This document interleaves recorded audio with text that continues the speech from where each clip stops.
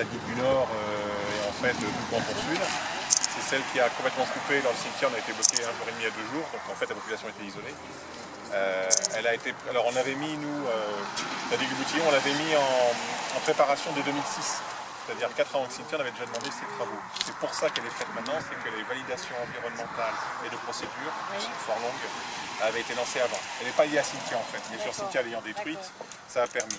Et en plus, elle est un peu exceptionnelle parce que normalement les digues sont basées sur les analyses coûts-bénéfices, c'est-à-dire qu'il peut y avoir une digue refaite et validée par l'État, par la commission d'inondation, que s'il y a à protéger derrière. Alors là, il n'y a rien à protéger, c'est simplement la sécurité de distance entre les populations. Donc le fait que vous ayez mis votre accord financier. Il n'y a pas beaucoup d'habitants, elle s'arrêterait où alors?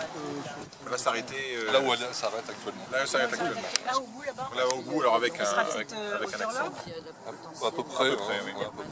Avec un renvoi de la route. On a une obligation architecturale assez forte patrimoniale de faire du maçonné. Parce qu'il y a un côté esthétique, etc. C'est un vrai problème aussi de discussion, on va en savoir plusieurs. Et la surcoût dû à la qualité esthétique de la digue. Parce qu'on est en ministère de l'Environnement, c'est une validation aussi paysagère.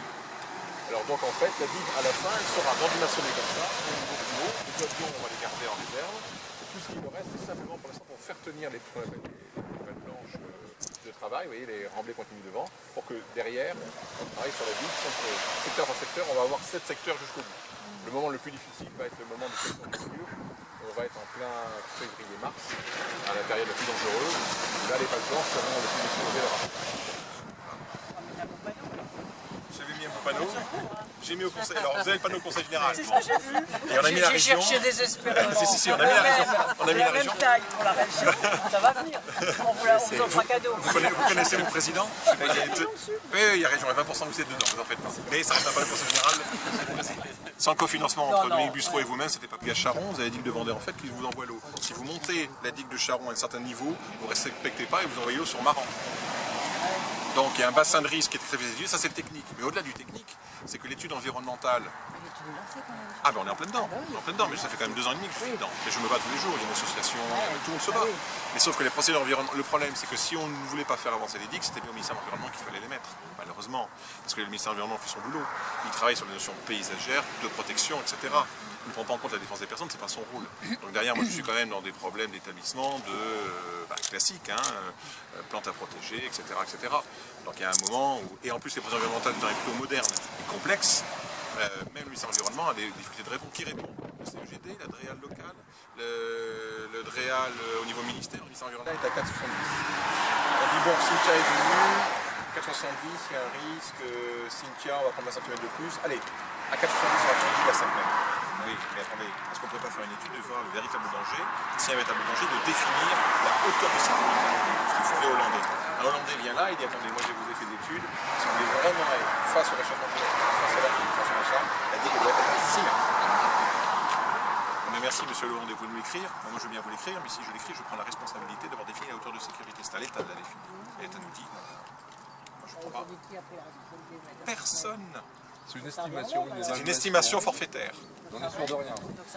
Non, parce que personne n'a écrit quelque part que la hauteur était à faire, donc personne n'est responsable. Si quelqu'un écrit qu'il faut 6 mètres, donc ça devrait être l'État, ça devrait être l'État. Il prend, et si jamais un jour il y a quelqu'un qui passe à 6, on s'arrête. On l'embellit. Pas tant que ça, parce qu'il travaille non seulement sur la force et sur les marges finalement de digue, mais il travaille sur l'épandage, sur les systèmes hydrauliques, etc. Parce que derrière, en fait le principe c'est pas tellement de défendre le plus haut niveau, c'est que si la mer passe pendant 10 minutes, on ait la réception de X tonnes d'eau dans un épandage qui est derrière. Voilà, c'est des systèmes. Oui. Là on rentrerait dans le vrai. Là on ferait un vrai dispositif, mais il n'y a que l'État qui peut monter un tel projet. Mais oui, bah d'abord.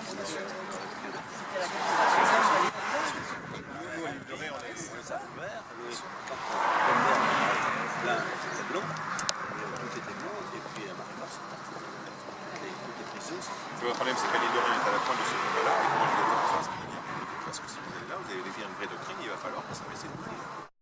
Mais je sais, mais j'y suis tous les mois. Les gens, pas faire barrage de votre corps. Non. Imposant contre la houle. J'ai un peu minci ces temps-ci. Je sais que vous veniez, j'avais fait un effort. C'est vrai, hein? J'avais fait un effort. Non, mais je me suis dit, elle va revenir, il faut que je me prépare. Mais non, c'est compliqué, l'État, c'est compliqué. Non mais Charon, non franchement, vous trouvez pas? Non, le serment d'aujourd'hui, la première ligne, c'est ça. Je vous donne tout le dossier au service Charon, venez m'aider, moi je suis à bout de... L'État vous dit oui, ça va s'arranger, etc. Mais on va pas faire les pressions.